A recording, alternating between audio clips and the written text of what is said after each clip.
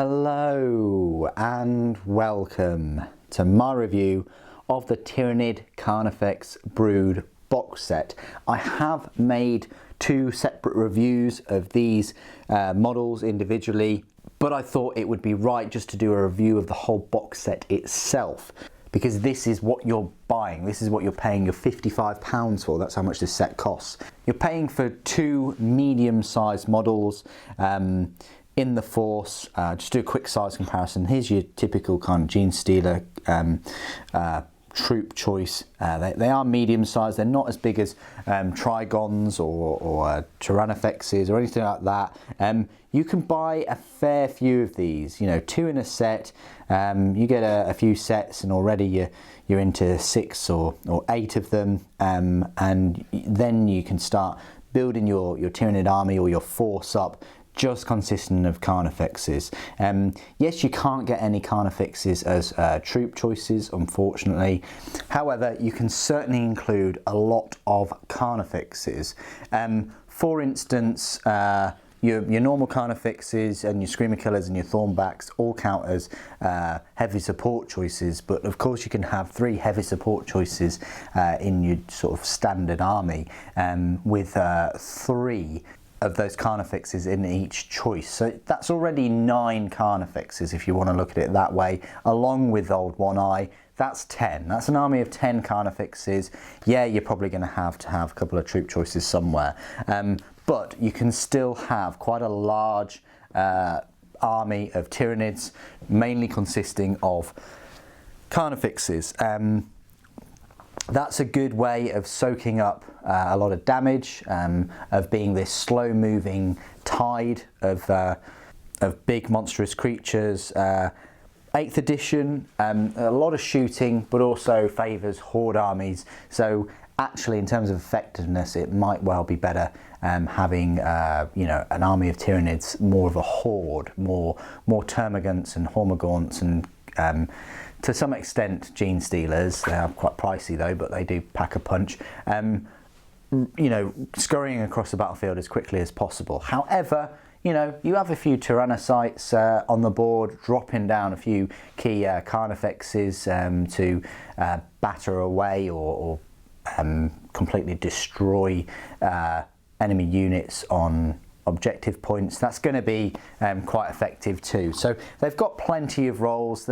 Their main weakness is going to be the shooting attacks. You know, your normal Carnifexes can have the spine banks, but they're very short range, or the bioplasma. Screamer Killers fare a little bit better with their 18-inch weapons, you know, their bioplasmic screams. But when you look at it, you know, even Screamer Killers have an effective range of 25 inches, which isn't a huge distance. You know, you're still going to need 2 or 3 turns to make it into range of enemy units, and that's if enemy units obviously don't move out the way of them. So that's where they fall down on. Their big strength though is their, I say, relatively high toughness. I think toughness of 7 is pretty high, and their large amount of wounds and a good and a decent save. Yes, would have been great to see their save of 2+ and maybe an invulnerable 5+.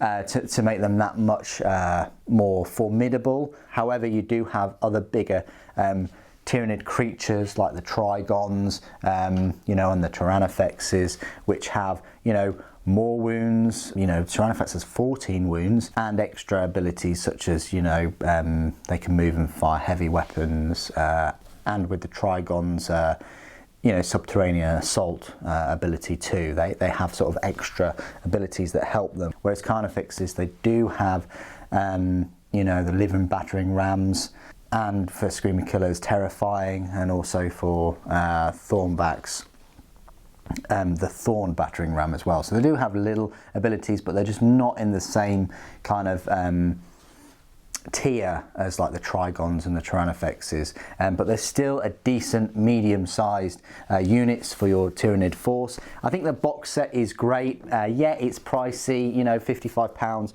just for the 2 Carnifexes.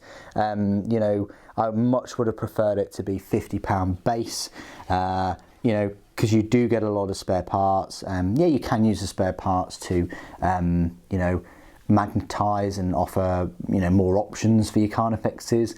But it's nice that you do get a load of spare parts if you want to do that. But I just think that the price range, I think £50 would be a bit more reasonable, considering these models have been around a decent number of years now.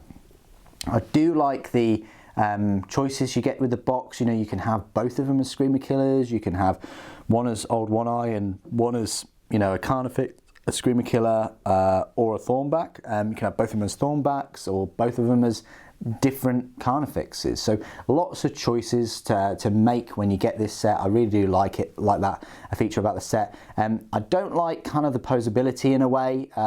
Just the sense of the tail is always going to be in the same place. The feet are always going to be in the same place. You're always going to have that, you know, right foot instead of in front of the left foot.